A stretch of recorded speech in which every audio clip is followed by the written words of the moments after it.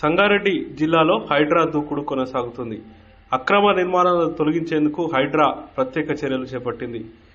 సంగారెడ్డి జిల్లా కొండాపూర్ మండలం మల్కాపూర్ గ్రామంలోని పెద్ద చెరువు సమీపంలో అక్రమ నిర్మాణాలను బాంబులు పెట్టి బ్లాస్ట్ చేశారు హైడ్రా అధికారులు.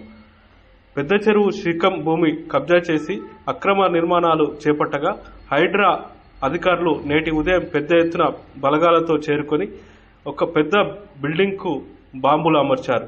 ఒక్క క్షణంలో ఆ బాంబులు పేల్చి 4 అంతస్తుల భవనాన్ని కుప్పకూల్చారు.